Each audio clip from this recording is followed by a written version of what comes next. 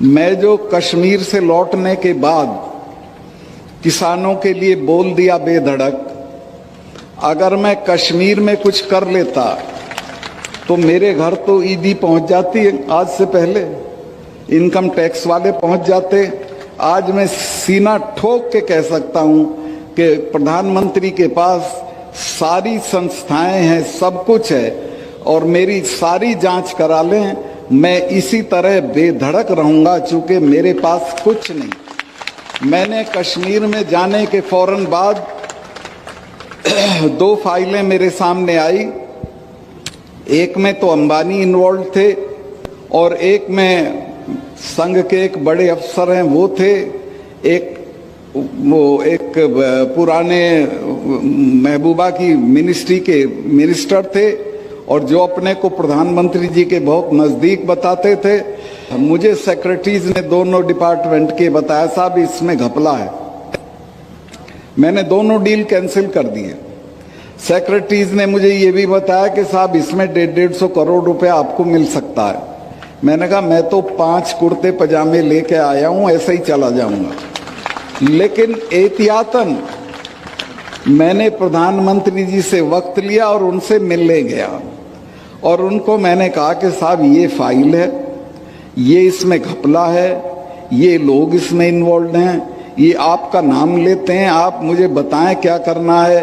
अगर इसे कैंसिल नहीं करना है तो मैं छोड़ देता हूं, किसी दूसरे को लगा दीजिए मेरी जगह, लेकिन मैं रहूंगा तो इसको होने नहीं दूंगा। मैं इस बात की तारीफ करूंगा प्रधानमंत्री की कि उन्होंने कहा कि नहीं सतपाल, करप्शन पे कोई कॉम्प्रोमाइज नहीं की जरूरत है। मैंने वो किया और कश्मीर में जो इतनी करप्ट स्टेट है कि आप अंदाज ही नहीं लगा सकते हो। सारे देश में कमीशन 5-4% मांगा जाता है, कश्मीर में 15% मांगा जाता है। उस स्टेट में दहशत हो गई और मेरे रहते कोई करप्शन का बड़ा काम नहीं हुआ। आते आते मैंने वहाँ एक, आप देखते होंगे आजकल प्रेस में और टीवी में, उसको रोशनी एक्ट कहते थे। फारूक अब्दुल्ला वो एक्ट लाए थे कि ये सरकारी ज़मीनें हैं, इनको हम ठीक ठाक दाम पे दे देंगे और इससे जो रुपया मिलेगा उससे बिजली की हालत सुधारेंगे। बिजली की हालत तो सुधरी नहीं। कई एकड़ का प्लॉट फारूक अब्दुल्ला को मिल गया, उनके बेटे को मिल गया, महबूबा को मिल गया।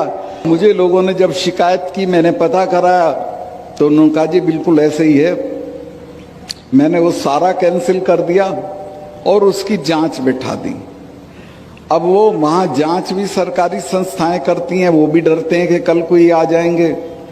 तो वहाँ बहुत अच्छी एक लेडी जज चली गई थी, तो मैं उन लोगों को कहा कि तुम जज साहब के पास चले जाओ। तो वो हाई कोर्ट में चले गए और मिसेज मित्तल करके, मिसेज नीति शादी नहीं हुई थी, उनकी मित्तल थी, उन्होंने ये पूरा मामला सीबीआई को पकड़ा दिया। अब सब नेताओं के बंगले कैंसिल हो गए, सबकी जमीनें कैंसिल हो गई हैं। और मैंने चीफ उसको, अपने कमिश्नर को कहा जम्मू के, कि जम्मू के आसपास जितनी सरकारी जमीनें हैं उसका सर्वे करो।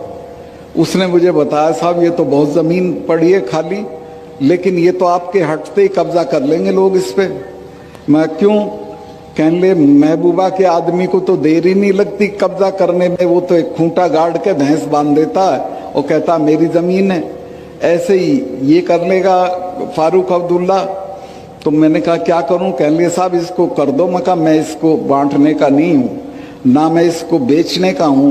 आप एक काम करो, मेरे यहाँ 3 कोर है आर्मी की, 3 लेफ्टिनेंट जनरल पढ़ते थे कश्मीर के, इन तीनों को बुला के उन सबों को ये जमीन दे दो। मैंने वो सारी जमीन फौज को बंटवा दी, बची हुई पुलिस के क्वार्टर बनवाने के लिए दे दी।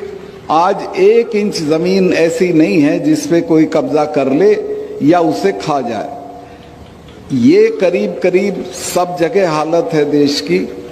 तो मैं आपसे, जो नए जो अफसर आए हैं, उनसे ये उम्मीद करता हूं कि आप जहां जाओ कार्निवोलस फ्लावर मत बनना, समाज के दबाव में मत आना, खास तौर से बीवियों के दबाव में बिल्कुल मत आना।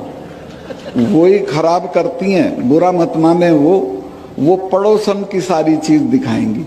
देखो इसके ये है, आजकल एक टीवी में ऐड आ रहा है, वो एक अफसर है, वो जा रहा है अपनी बीवी के साथ अपने मातहत के यहाँ, तो कहता मेरा जूनियर है, तो जाते कहती जूनियर है, घर तो देख कितना बढ़िया कर रखा है, मिसेस शर्मा की साड़ी तो देख कैसी है। तो ये दबाव आएंगे आप पे, ये दूर नहीं है। और आपको भी अच्छा लगेगा कि आप थोड़ा पैसा कमा ले, बढ़िया गाड़ी लें, बंगला बना दें। मैं ऐसे ऐसे लोगों को जानता हूँ जयपुर में कि जिनके गांव में फूस का घर नहीं था और उन्होंने क्या क्या बंगले बना रखे हैं, वो आपके समाज में भी आके इनाम बांट जाते हैं। आप कभी देखते ही नहीं कौन है।